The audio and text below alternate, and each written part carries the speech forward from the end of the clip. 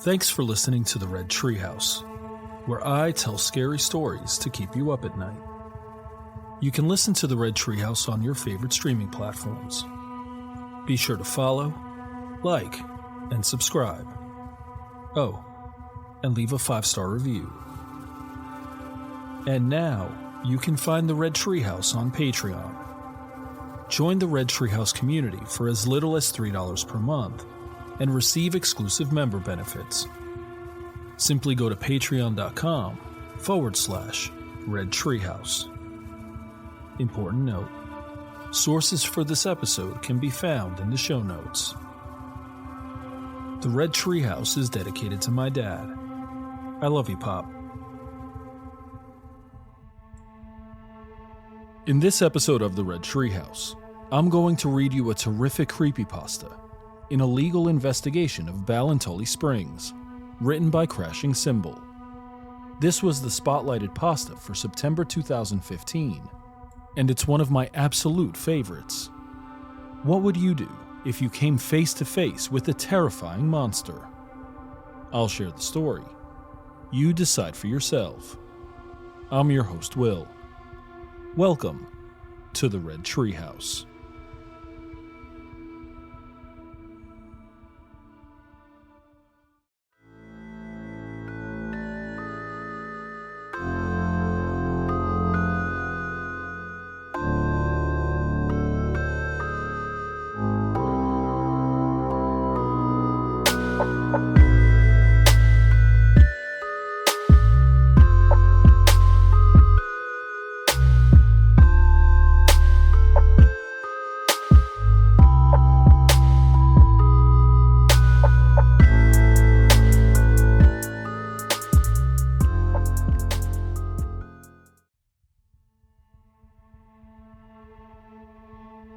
An Illegal Investigation of Ballintully Springs, written by CrashingCymbal. 10 minutes ago, Tom took a left off of the R455 dual carriageway and found himself on an unknown back road that sloped down sharply at first, but gradually leveled out after a kilometer. There was a stark contrast between the two roads, and as paranoid as he knew it was, there was something oddly discomforting about traveling for nearly 100 miles on roads brightly lit by orange streetlights, only to suddenly travel down one where the only lights provided were from the driver's headlights and the cat's eyes that were dotted along the middle of the road. The car radio had finally lost signal, leaving Tom with the monotonous friction of the car tires on the unkept gravel. It was the soundtrack for the rest of his journey. Keeping his eye on the road, he stretched out his left arm and began feeling around for the directions he had printed off from Google Maps, while steadily maintaining his right hand on the steering wheel. When his hand planted down on something slimy, he decided to pull over to have a more thorough look. Tom brought his car to a slow stop. The headlights switched off and his soundtrack came to a halt, leaving him in eerie solitude in the dark, quiet countryside. The shadowy displays of the many thick, lush trees that shielded both sides of the road all disappeared out of sight from the windshield. He flicked on the compartment light just above him, making him feel secure again. He realized the oxymoron in that. Feeling more secure from doing something that makes you easier to spot out all alone in the middle of nowhere. He saw his sheet of directions buried under the many empty Red Bull cans and empty sandwich packets that littered the floor of his car, and picked them up. Just as he was studying the directions for the second time that night, his phone began to ring. It was his boss, Mark. "Hey, what's up?" "Tom." "Hello, Tom." "Yeah, Mark." "Jesus fucking Christ, Tom. I've been trying to get through to you for the past 15 minutes. Where are you?" "Signal's gone, man. I'm in the middle of nowhere. What do you want, anyway?" "I'm just checking in to see if you're safe. You had me worried there, Tom. I thought you had been found out.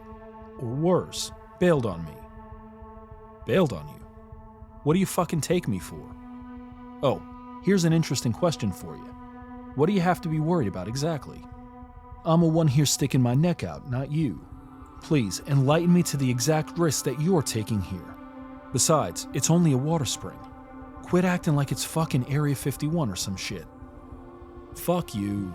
You speak to me in that manner one more time, I am cutting you down to 10%. Are we loud and clear on that? Mark had never threatened Tom before. It wasn't that it was an empty threat, though. Mark nearly always came well on his promises. Tom had just never heard him issue a bad one before. He just couldn't take him seriously because he was such a square. The first time that Tom had met him, he was sitting in his office and was wearing a checkered red and white shirt that was 2 sizes too big for him, along with this really short, horrific fluorescent green tie. Covering his face were wide, thick glasses that enlarged his beady little eyes to 3 times their size. He had badly receding hair that was greasily slicked back, with little curls that flicked up uncontrollably in different places. However, the one thing that Tom would never forget from that moment was when he laid eyes on the framed poster of Magnum PI just above his desk.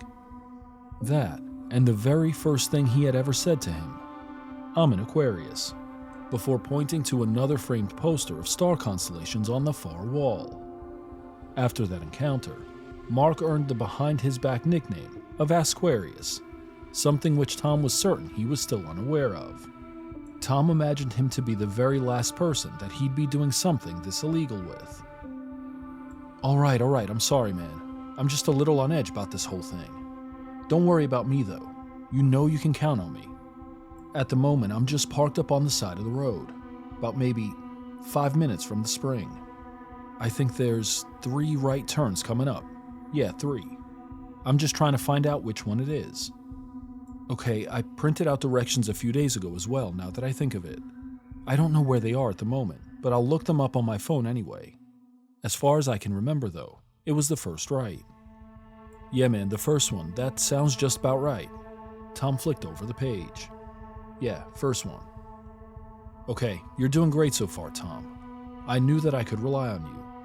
Remember, all you have to do is get in there, take a video, a few pictures, find whatever you can, and then just get out of there. I wish it were that easy, but thanks anyway. Tell me, Swell, why am I not allowed to use the proper camera? The video has to look amateur. Use your phone only, Tom. Nothing professional. Just capture the footage for me, bring me your phone, and then I will do the rest. Okay, thanks. See ya. Wait, Tom, one more thing, if I may. When you didn't want to hear it, Tom's voice seemed more intimidating than annoying, with Tom expecting the latter. Do not fuck this up for me. The hang-up click was the most supportive thing Tom had heard all night. All right, see ya. Fucking asshole, he uttered, not before checking the phone to make sure he was gone. Tom slid his phone back into the pocket of his trousers, stretching the denim as wide as it would go with his thumb and index finger. He turned around to walk back to his car, having mindlessly wandered a few feet forward while on the phone to Mark. He fixed his gaze on the compartment light still emanating brightly from his car, each step shifting his vision of the light up and down in the vast pitch-black surroundings, almost like he was approaching the light at the end of the tunnel. Another oxymoron, Tom thought to himself. The hardest part of his unwanted assignment still lingered ahead of him. Tom re-entered the car, leaving the light above him on. From the cup holder, he picked up the sample bottle of water he brought with him and drank the last gulp of it, leaving only a dribble in the bottle. He watched that same dribble slide down the inside edge and break into smaller drops when it hit the bottom. He sloshed the water around in his mouth for a few seconds before swallowing it, shuddering at the overwhelmingly dull taste it left in his mouth.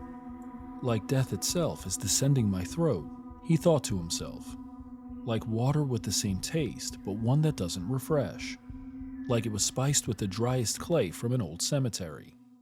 Having it sit in the warm car with the lid open hasn't done it many favors. Ballintully Sport. Tom read the label quietly to himself. It was such an unbelievably generic name for bottled water. But what else was to be expected from a supermarket brand? Tom always had this stuff in his press back home, and many of his colleagues had brought this same water to work with them every day. It was an odd morning, though, when nearly everyone there, including himself, had all noticed and then complained about at nearly the exact same time, just how badly the bottled water had suddenly tasted. Bottled at source at the Ballintully Springs, he continued whispering. Tom pinched the cold, jagged metal of his car key, using it to drag his whole set across the dashboard. The key rings made a strange warping sound when they slid down the curved edge, then briefly jingled while they were dangling mid-air before eventually steadying. Just as he was about to flick the compartment light off again and set out on the rest of his journey, a loud rustling from the bushes caught him off guard and locked every muscle in his body. The horrid taste of the spoiled water returned. Tom kept the switch locked between his thumb and index finger and turned his head so slowly he could feel the muscles in his neck loosen again. As he was lifting his hand back down from the light, the mysterious rustling returned, only this time it was louder and longer. The source of the sound shuffled around and changed in volume, like whatever it was thrashing around in a struggle. Tom jammed the key into the ignition when the sound got closer for the third time, and turned the key when it eventually quieted down again. Tom's roaring engine breathed life into the vastly quiet countryside around him, and almost as quickly as his engine had filled that void, a thin, high-pitched screeching burst from out of the bushes, so loud that it punctured the sound barrier of his car, forcing Tom to quickly grasp both of his ears from the pain and fright. Tom shrieked from the pain, fixing his eyes on the shaking, empty Red Bull cans which he could feel clattering around at his feet. Realizing that the unexpected screech had sent Tom into an immobile reflex stance, he shot back into action, twisted the key planted in the ignition, and smacked both hands down on the steering wheel. He clasped desperately for the gear stick and slammed his foot down hard on the accelerator, when his beaming headlights lit up the country road that accelerated towards him soon after, and the intolerable wailing quickly dissolved into silence. Relief washed through Tom's quivering body like cobwebs hosed from between the gaps of a steel gate. Tom reconnected with his surroundings after a few seconds, having succumbed to the surrealism of what he had been through. He only realized then just how dangerously fast he was actually traveling. He lowered his speed and tried to steady his focus, something he found difficult with his heart pounding into his ribcage and his ears ringing themselves numb. He continued down the road, his thoughts so occupied with what he had just heard that he nearly missed the first right for the springs. He hit the brakes suddenly, bringing the car to a burning, screeching stop. He turned right and continued down this road for a few minutes, his speed varying by how deep he had drifted off into his own thoughts. After a while, he came to an entrance. It was a gap in the hedges, which consisted of a small, trapezoidal patch of large gray pebbles that separated a small wooden fence away from the road. He drove onto the pebbles, his rubber tires popping and crackling them noisily under the weight of the car. Tom turned on the headlights to get a better view of the field behind the fence. Why didn't I bring a torch? He thought to himself. Initially, the field looked very basic, just like a regular acre of grass for raising cattle. This can't be it, he thought to himself. Where's the valley? Tom approached the fence with caution. His headlights reflected a small plastic sign that was attached to the fence with black cable ties. This premises is protected by Kennedy security, it read. When Tom reached the fence, he spotted a small valley that sloped down about a couple of 100 meters to his far left. Ballintully Springs. He was now certain that he had found them. Tom pulled his phone out from his pocket and rang Mark. "Hello, Tom," Mark answered after 2 rings. "Hey, I found it." "The Springs?" "Mm-hmm." "Good. Now remember our arrangement. You get in there, pictures and video, then you find whatever you can and you get out. And please try to be as quick as you possibly can." However, having said that, Tom noted a threatening change in his tone. "You are not to come back to me empty-handed. If you do, you are done. Not just with this assignment, but with this company too. It's as simple as that." "Are you serious? You're putting way too much pressure on me here, man." Mark paused for a second, then let out an impatient sigh. All right, Tom, you listen to me, and you listen to me closely. I am really fucking serious about this, Mark hissed. And I'm starting to think that you can't quite understand just how serious I am. Mark was beginning to really frighten him. The sudden venom in his tone had completely whitewashed Tom's preconceptions about him. All right, just calm down, man. You do not tell me what to do. I wasn't telling, I was just, you do not tell me what to do, he repeated, roaring into the crackling phone. And you definitely do not fucking interrupt me when I am fucking talking to you. You'd be doing very well to know where you stand with me, you ambitionless, dead-end, slacking imbecile.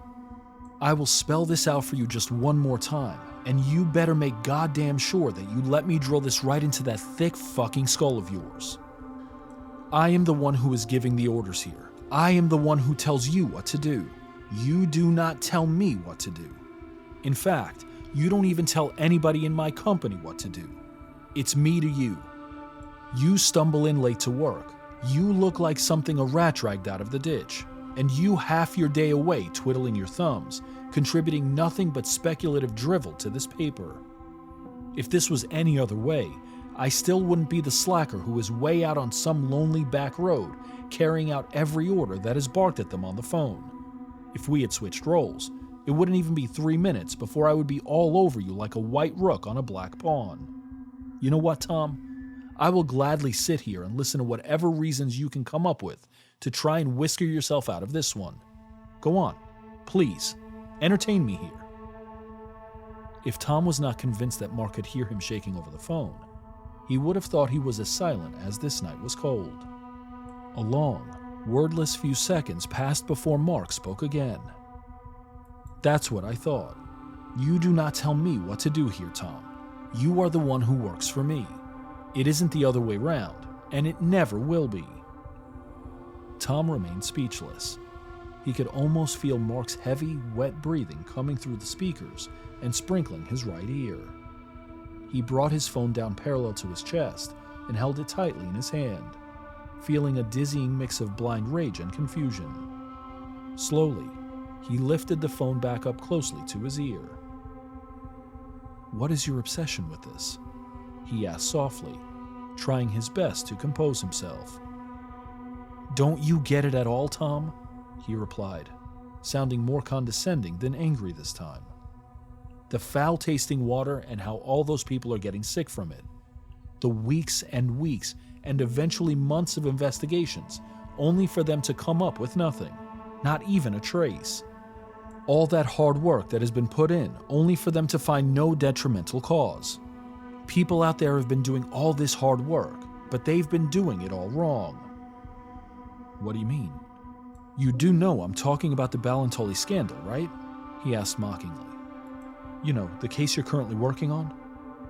"Of course," Tom replied, progressively finding it harder to suppress his temper. "Hey, what do you know? You actually got something right." Mark paused for a moment after he said that. Tom remained silent. "Think about it, Tom. All those investigations that were conducted at the filtering plant, all for nothing. The answer has been floating around in front of everyone this whole time. But they've all been too busy with wondering why not, instead of reaching out, grasping it, and finding out what is." "Mark, I mean no disrespect to you here, but you're just telling me stuff I already know. I want to know what the deal is with you. Tom, why is it that when this began, the immediate assumption was that this company is at fault? What about the actual source of their water? Why has nobody thought that maybe, just maybe, the source of the water, the Ballintully Springs, are what the problem is? It's fascinating the extent to which people have just conveniently ignored it." "Convenient?" "I say convenient because it plays right into our hands, but I'm not going to risk us letting this go unnoticed any longer. Eventually, we are going to be beaten to it. We have the opportunity here to grasp onto something that will make us big. We're going to break this scandal right open, Tom, and the public will be in disbelief at how blind they've been. Think about it, Tom. It'll be hailed as a landmark moment in journalism history." and the two of us will be at the center of it all. Over some scandal at a mineral water company. I know that doesn't sound like a huge deal, and to be quite honest, it really shouldn't be. But the media, the public, the mystery surrounding it, and the failure to find any concrete evidence to support just what is going on, all of that together has blown this story way out of the proportions it should never have been in the first place. When we reveal that the answer was so simple all along, and that nobody up until us had even thought to look a little more closely at all the details, it'll be talked about for weeks, months on end. People will remember this story for years to come. But most importantly, they'll remember us, the ones who revealed it overnight, and the ones who brought a common sense approach to an overcomplicated incident. The ones who actually decided to try to get the full story instead of all the rest who just went along with milking a cash cow dry. We have a chance to make that history, to make big names of ourselves. You should not deny yourself of that, Tom. And I will be hung out and left to dry before I let you even try to deny me that as well. I'm beginning to understand. Tom lied. I'm sorry, Mark. I should have known better. Although, man, there's something I gotta tell you about. What is it, Tom? Just a few minutes ago there, something real messed up happened. Just as I was about to drive off after our last call, I heard this real loud rustling coming from the bushes. Then when I was about to drive away, there was this real loud screeching. It shook the whole car, man. Everything on the ground just started shaking. It messed with me big time, man. I was pretty shook up about it. Are you sure that it wasn't just a badger or something? Often when something happens out of the blue to someone, their mind risks exaggerating the events. I'm telling you, Mark, the whole car just started shaking. How can that be just a badger? I don't know, Tom. This really isn't any of my concern, and it shouldn't be any of yours either. You are wasting valuable time here worrying about these little things, and you're wasting mine as well. I need you to focus for me here, Tom. And I need you to make sure that there's a sensible head screwed on tight between those two shoulders of yours. Can you do that for me? You know I can, and just worries all. Okay, good. Is there anything else, or can I go now? Just one more thing. Try to make it snappy. All them things you said about me there, if you really believe them, then why you got me doing this for you? Why you trusting me to do this for you if you think I'm just some pathetic slacker? Mark remained silent for a brief moment. Tom, you're a really clever young man, and I can see that in you, whereas many others can. I rejected many wonderful, hard-working journalists the opportunity to work for me because I chose you. And I chose you because I have realized your potential. I have put faith in you at times when other managers have called you hopeless. They said that I was making a mistake putting any faith in you. Please, Tom, prove to them that all that faith I put in you was justified. I'm not going to beat around the bush here, though. You lack motivation. You lack ambition. And to be blunt, you are really fucking lazy. You lack confidence, and you lack willpower. But Tom, I have seen what you are capable of. I clearly remember when you showed me your dissertation during your induction, and I clearly remember you showing me all the research that you put into it. I realized then that you have something really special, that you have mountains of potential to be a groundbreaking journalist. But most of all, why you are there tonight, out on the field working for me. You are discreet, and you know when and when not to show your hand. And for an assignment that is this confidential, you are the only one that I can trust. Tom's mouth was hanging open when he was greeted with the hang-up tone for the second time that night, and remained open when he mindlessly listened to it for nearly 2 minutes. Mark's words repeated in his head, and he stood still for a few seconds trying to piece together what he was saying. Despite all the praise Mark heaped on him towards the end of the call, Tom still hung on to his outburst, finding himself beginning to distrust him. No matter how much he tried to be on the same page as Mark, he just could not see the logic behind his thinking. Why do I have to trespass on a property for some evidence? Why not just open up an inquiry or release this information to the public? Surely that way he can still get the recognition he so desperately craves. In Tom's head, none of it simply clicked into place. Tom climbed the wooden fence, wary not to get any of the rips in his jeans caught in the wires. He remembered at the beginning of the night he had Mark pinned as this quivering, spineless no-neck who he thought he could have no problem coercing. In just less than an hour, the roles had reversed entirely. Like something a rat dragged out of the ditch. The words stingingly replayed in Tom's mind when his feet hit the grass. The dew seeped through Tom's shoes and socks, and his feet became damper and damper with each passing step across the field. After nearly 3 minutes of walking, his steps began coming down harder and faster, meaning he was beginning his descent down the hill. He stopped for a moment to observe his surroundings. He looked at the ripples in the barely visible pond reflecting the cloudy night sky. He took his phone back out of his pocket one more time, opened the camera, and activated the flash for a clear view. The flash lit up his entire side of the slope, so bright at the top you could see the individual droplets of dew on each blade of grass, but faded down the hill into a dim glow which just about reached the shore of the pond.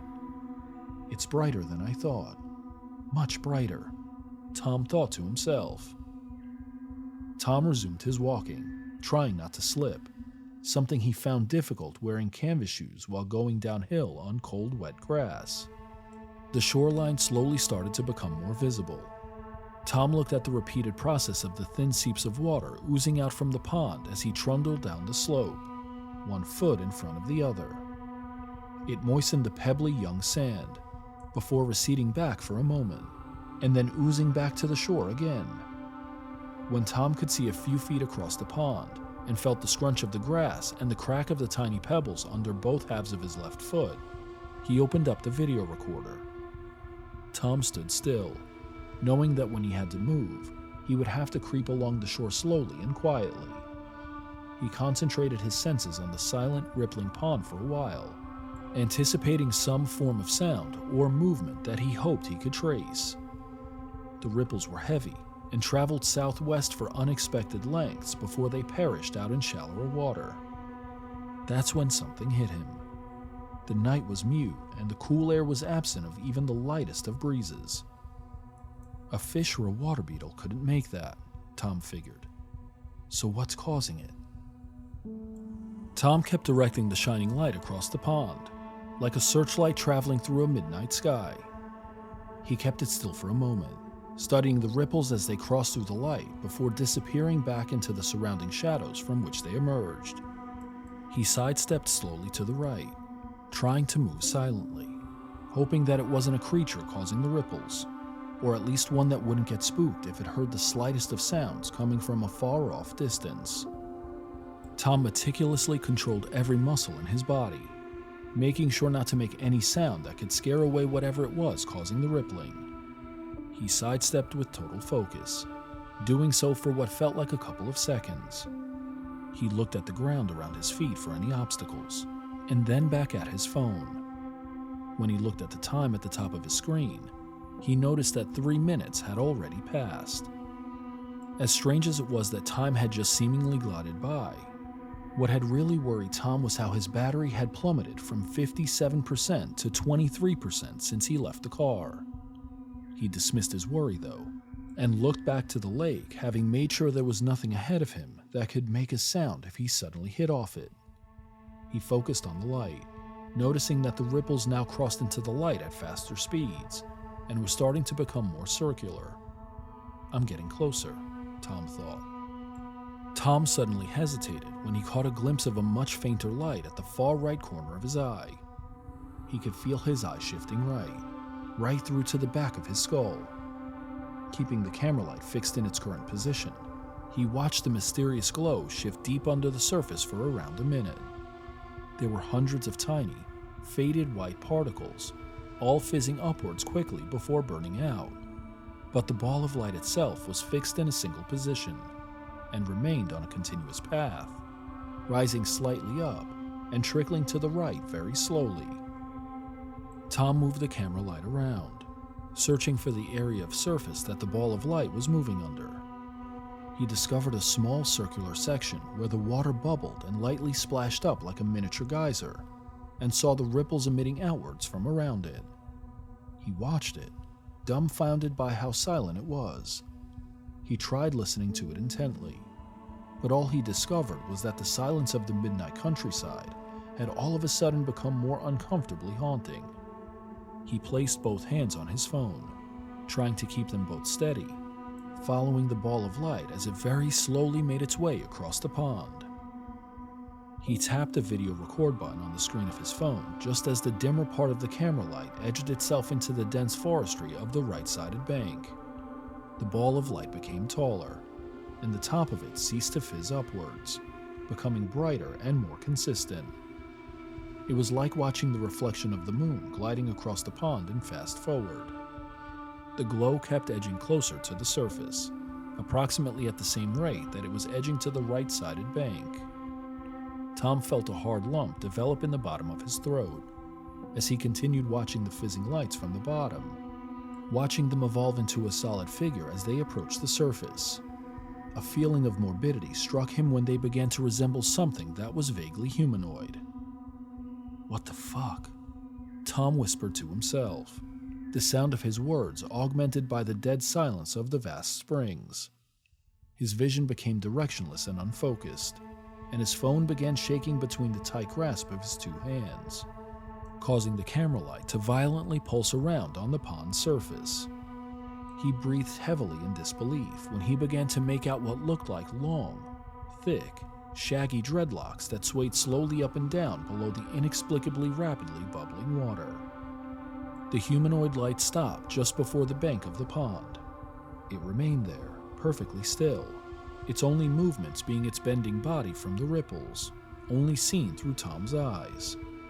Tom desperately wanted to run, but the risk of triggering Mark's temper again with incomplete footage frightened him more than the mysterious glow from the pond. He felt like a caged mouse. Tom watched it remain stagnant, managing to control his hands so the light could remain more still. He kept the camera focused on it as still as he could, hoping it would soon dissolve, fizzle out, or all the particles would collapse to the bottom of the lake and suddenly disappear.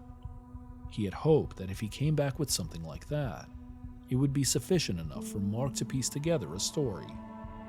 The light suddenly shot upwards out of the water, without even so much as a hum, the momentum sending thousands of tiny drops up into the air and spreading them out all around like debris from a blast. Tom, startled by the unexpected movement, tried focusing on it again after flinching, still feeling shaken up. When the drops of water all came falling down again, they fell back into the lake without making a sound. Tom froze when he fully analyzed the light. At first, his unadjusted eyes only saw a faint glow shaped like a cylinder. When his eyes attuned after the shot caught him off guard, he was finally able to make it out. He made out the bumpy, long, thin feet that pointed straight down, making its long, thin legs look like stilts. Then he saw its long, torn dress, and followed that up to its wiry, cadaverous arms that dangled from the weight of its pusillanimous hands that bore long, sharp, jagged fingernails. Up and up, he followed it to its shaggy, clumpy, waving hair that crowned a head that hung at such a low angle it looked like the top of its spine had been slowly bent and then suddenly snapped, flinging her head so quickly forward that it opened cracks in the soft, decayed flesh on the unkempt skin of her neck like a rubber that had been stretched outwards from a child trying to push the two ends of it together. The camera violently bounced around again. Tom tried to reason with himself, but her outward intrusion drained all the logic out of his mind. The only thoughts Tom could muster were the racing thoughts of the light's physical appearance. He watched the glowing being levitate through the footage he was capturing on camera. Like her, Tom was frozen still, and was trying for the second time that night, for different reasons, his very best not to make a sound. The being remained completely still, levitating above the pond, with gradually less and less drips still mutely tapping into the pond as the seconds dragged slowly by. Tom continued to watch the motionless being through the recording video, peculiarly curious as to when it would finally start moving again. but terrified by the thought that it was going to start hovering towards him. He felt a shrill breeze caress his skin, feeling the stimulation of goosebumps prickle all down his arms and then all over his torso. His face and neck, the only parts of skin unsheltered by his clothing, felt like they had been sprayed lightly with water from a bottle and then swiftly frozen over. He continued to gaze at her on the screen of his phone, but the being only remained still, hovering in its fixed position above the water, its head slumped down into its chest, her crown pointing towards the dense cluster of trees on the right bank. Tom tilted his head up slightly and tapped the top of his phone to check its battery life. That's when he noticed there was a pale, inward crescent of light sheltering the peak of his vision. A sensation of doom fully consumed him. He looked back down at the camera, seeing the bright white woman was still floating above the water in the same position just off the bank. Even through this tense ordeal, he felt an ironic slight relief. When he lifted his head fully and looked up, the brightly lit face of a young, decomposed woman met with him face to face. Tom screamed, stumbling a few feet back while scrambling the phone between his hands before dropping it onto the sand a few feet to his right. He crawled backwards as quickly as he could, overcome with debilitating fear and uncertainty, trying to alter his brain into an approach where he could ostracize these endangering feelings. He grappled the sand with his shaking hands, trying to push himself onto his feet, but lost his balance and fell flat on his back again. When he attempted this for the second time, she had edged closer to him and made further eye contact. He accidentally studied her being, seeing her warped neck that caused her head to jut forward like a praying snake, her scarred, gaunt cheeks, her vacant, lidless eyes, and her inverted sideways mouth. Everything bright white, all outlined in thin black lines. All outlined in thin black lines.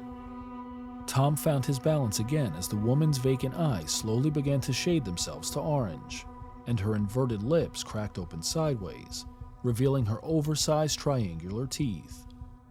She levitated on the ground a few meters away, towering over and quickly approaching him, keeping her fiery orange gaze fixed on Tom's transfixed eyes. He could feel them burning an invisible thin line right through his eyes, piercing his delicate skull, and shooting right through to the center of his head. Tom came to his senses, turning around and leaving his phone on the shore, and began sprinting back up the hill.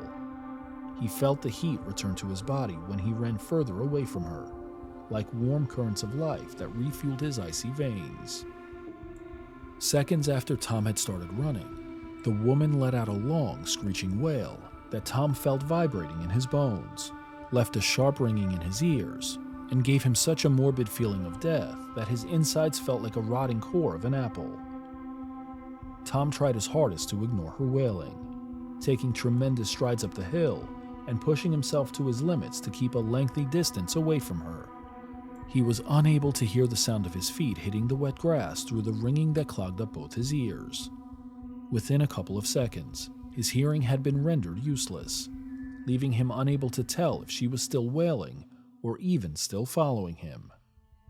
Just before he reached the top, he could feel the goosebumps prickle up again on his back. He turned his cold neck back around, keeping the rest of his body racing forward, and he saw her enraged face, her fiery eyes staring right into his back, feeling them stare right into his soul and turning it into black, powdery ash.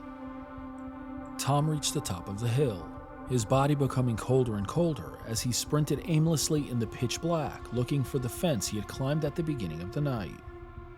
Something is different. Tom managed to think logically through the storm of his pain-stricken mind. Though he was full of doubt, he continued to sprint, his body becoming heavy with fatigue, his lungs unable to keep up with the demand of his survival instinct. His entire body shivered from the freezing sensation that encapsulated him. He kept his speed up, and when he squinted his eyes as painfully as he could, struggling to cope with the pressure of the being rapidly catching up with him, he finally managed to locate the fence straight ahead of him. Tom continued sprinting, panting heavily, bargaining in his own mind with whatever higher force may exist that he wouldn't run out of steam before he reached the fence. It continued coming closer and closer to him, though, his car parked just behind it, and for a moment, it looked like Tom's desperate begging had paid off. Something still isn't right, he repeated to himself in concern. But what is it?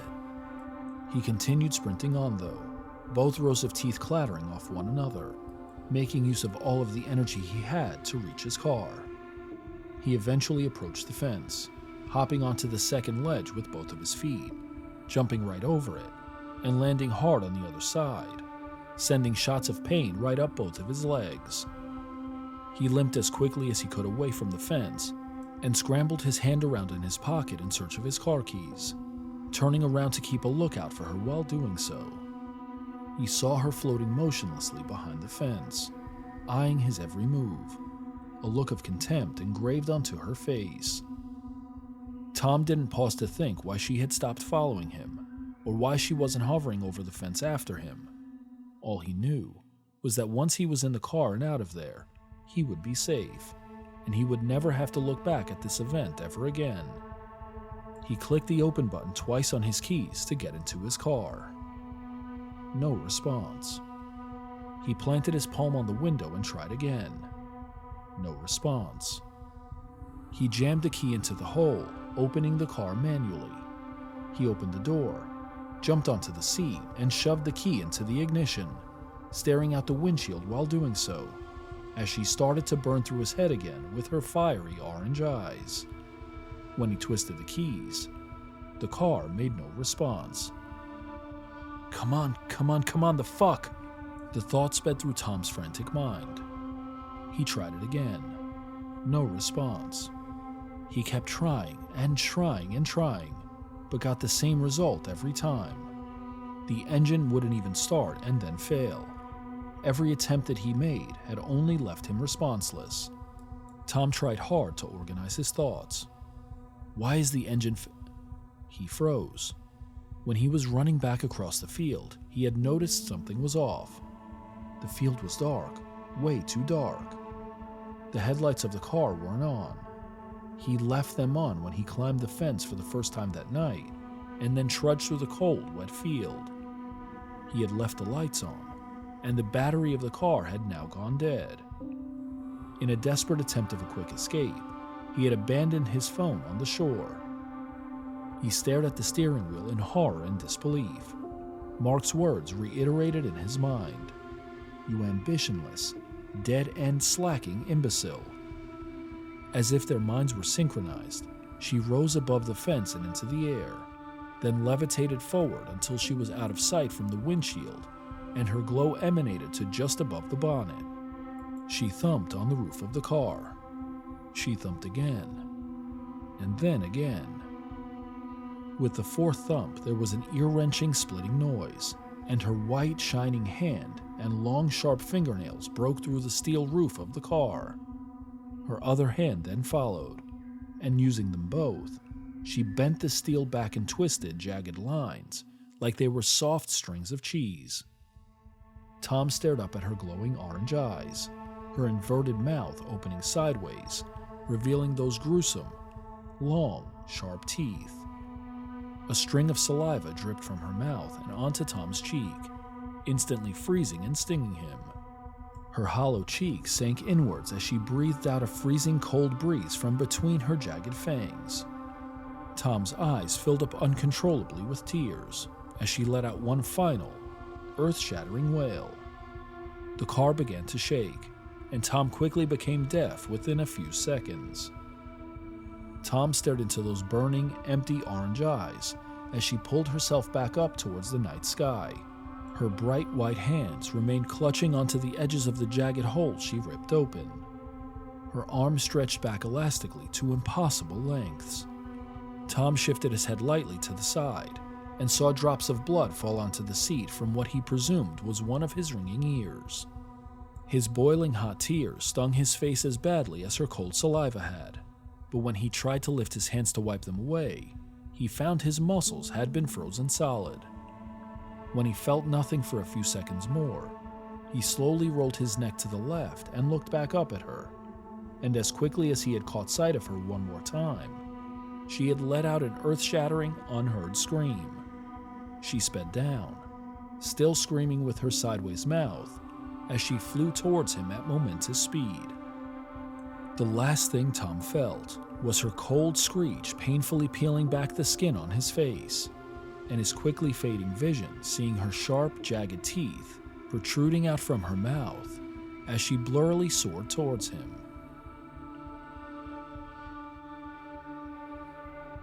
What did you think of this terrific creepypasta? Comment or email redtreehousepod@gmail.com, and I'll feature your comment in an upcoming episode. As we close this episode of the Red Treehouse, we're left with this lingering question. What would you do if you came face to face with a terrifying monster? I've shared the story. Now you decide for yourself. I'm your host, Will. Thanks for joining me in the Red Treehouse.